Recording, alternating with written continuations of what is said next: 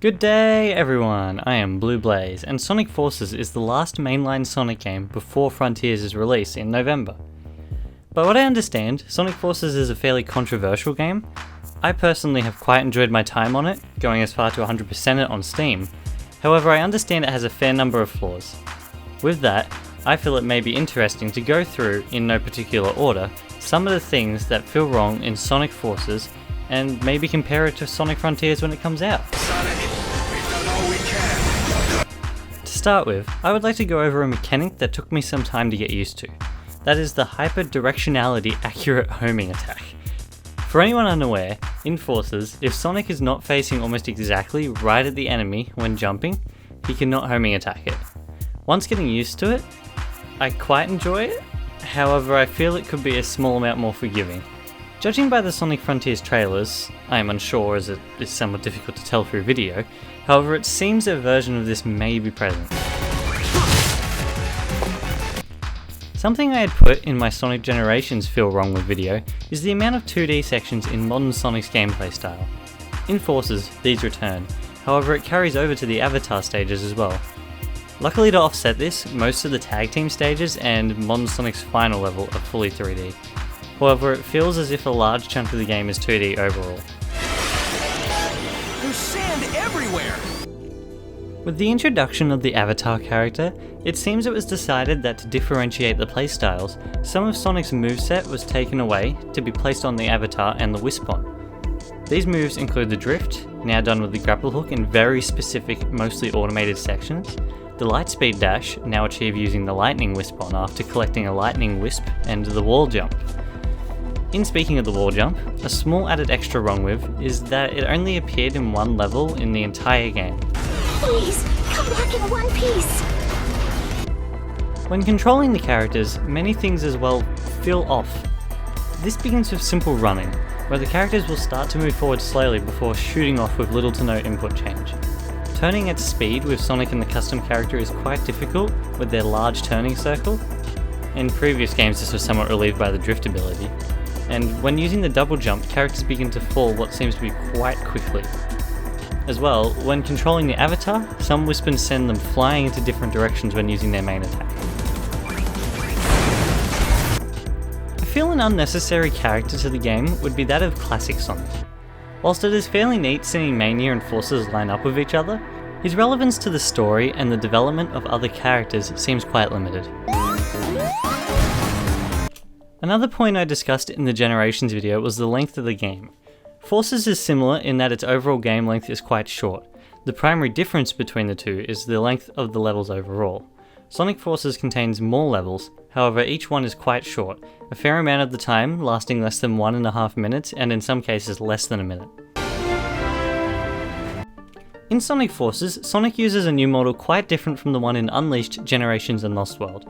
This new model is somewhat less detailed as well as being shorter in both height and with his spines, and using a brighter pale blue as opposed to the Sonic normal dark blue. By what I have seen from the trailers, Frontiers appears to be using the same model, however personally I am more of a fan of the older one out of Generations, Unleashed and Lost World. I'm on my way! In Sonic Colors, Generations and Lost World, the collection of all the game's red rings unlocks Super Sonic to be playable in the levels. Red rings return in Forces, alongside the returning bingo numbers from Lost World, as well as a new collectible known as Silver Moon rings. However, once the player has collected the substantial amount of items, they are rewarded with nothing, with Super Sonic instead being a free, downloadable content who originally wasn't even free. It was going to be paid for and then people got unhappy and then Sega were like, okay, it's free. Anyway, next one. Sonic Forces uses the Phantom Ruby as its primary plot device of the game, and with it a new world known as Null Space was introduced. During the game, Sonic and the custom character get trapped there, however almost immediately break out in the following level. I feel the lack of use Null Space received was a large missed opportunity for a different type of level. Just a side note, here in my script I have custom character written as customer character. Like someone went and bought them. Actually wait, we bought the game, didn't we? Huh. I missed this place! Sonic Forces prides itself in the returning enemies and rivals from previous games to battle. Whilst this is untrue, as the enemies are fictional constructs, Characters such as Chaos and Shadow do not get a battle at all, instead being taken down during a cutscene. The other bosses reuse ideas, such as Eggman in the Egg Dragoon, or the final boss being very similar to Sonic Colors' final boss. Or they have battles where the character runs forward, and attacks sometimes, as in the case of two of the Infinite battles, and the Metal Sonic battle. Personally, I feel the two most unique fights are against Zavok and the Avatar-specific Infinite boss battle. Okie dokie, there are some of the things I feel are wrong in Sonic Forces. With that in mind, I still quite enjoy the game casually, however I would like to see Frontiers go above and beyond in comparison. I hope everyone enjoyed the video, and I shall be back in the next one. Cheers everyone!